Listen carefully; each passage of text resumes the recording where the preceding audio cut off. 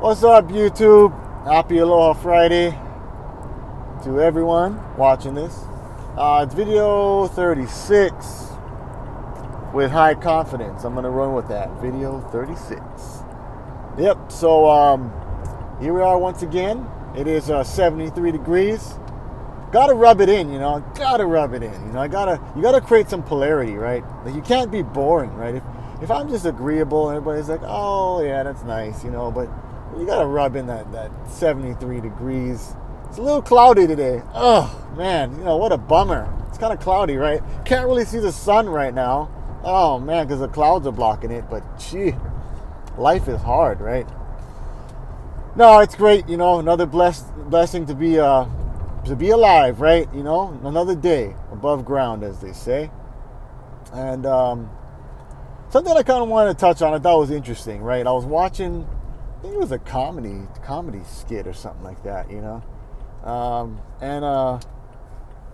they were talking about Oprah. And I'm not trying to pick on Oprah in any way, right? You know what I mean? Maybe a little bit right now. And it was, she was looking out her window, and this is the story, right? I don't know if this is true or not, but the point is still going to be good based on what I heard. And it's, she's looking out her, I think it was her kitchen window, right? And she's like, I wonder how many trees I have out there in my backyard or something like that. And supposedly she hired somebody to go out and count the trees and get back to her with how many trees she has in her acres of, trees out there in her whatever, her whatever she lived at that point in time. And I just thought, like, man, that's an interesting question. Like, how many people would maybe people would ask that question, right? Maybe people, if you have acres of land, right, you got a lot of trees, like, man, I got a lot of trees out here. I wonder how many trees I got. But how many people would take the next step and go, let me go hire somebody, pay them to go out there and count the trees and get back to me with the exact number of trees in my yard. So that way, if somebody asks, I know the answer. Like, the exact number, too. I just thought that was it's pretty fascinating, because you got to think, Oprah's very wealthy, right? She's very successful. If you look at it from a financial standpoint, but even beyond the financial standpoint, the show that she had, Oprah, Oprah's show, she has she does a lot of other ventures, that she does, but obviously everybody kind of knows her. She built her success heavily on her show. I've watched her show, right? Whoa, that was a little high. Woo! Getting excited here about Oprah, but I've watched her show, and I think that she did a really good job at facilitating a lot of conversations about some very important topics, right?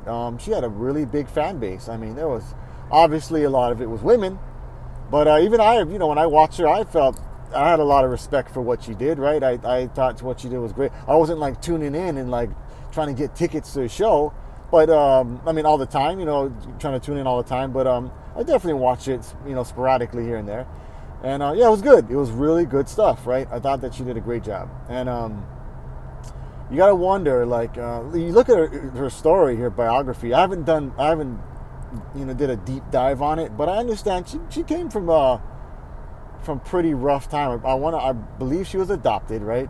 And she had a pretty rough childhood, And if you look at her now, from where she came from, she's come a long way, right?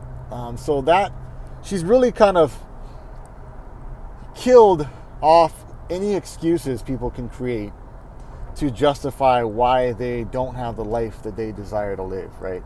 She's built that life for herself, and she's definitely living that life for herself, from what we can perceive anyway, right? There's a lot more that goes, beneath the layers of the onion that we don't see for a lot of these people that are, celebrities, right, that people know about. Oh, wow, this guy he went for it. All right, cool. Somebody just pretty much ran a red light. They definitely did. Like, it turned red, and like maybe 2 seconds after it turned red, they were still like, no, I'm running this red light. But yeah, you gotta love driving on the road, man. The stuff that you see. Imagine if you drove for a living. Like, I kind of did Uber or Lyft, so I really got to see that side of things. But if you're like a truck driver or something, you got a really good view. Man, the stories that I've heard from truck drivers is it's unreal. It's never ending. So, but Anyway, yeah, just that's kind of the takeaway today. I'm gonna kind of cut this a little short today, because that's really the message is look at what Oprah has achieved in her life. She's just one of the many successful people. And what's the definition of success? There's so many definitions, but I really like Earl Nightingale's definition being the best definition of success is the progressive realization of a worthy ideal, right? And so that, he breaks that out in his Strangest Secret, which I've listened to many times, and it's so powerful. It's really, really good stuff. And, I'd venture to say that that's a pretty savvy definition, right? And it doesn't mean you have to have millions and tens of millions and even billions of dollars to be successful.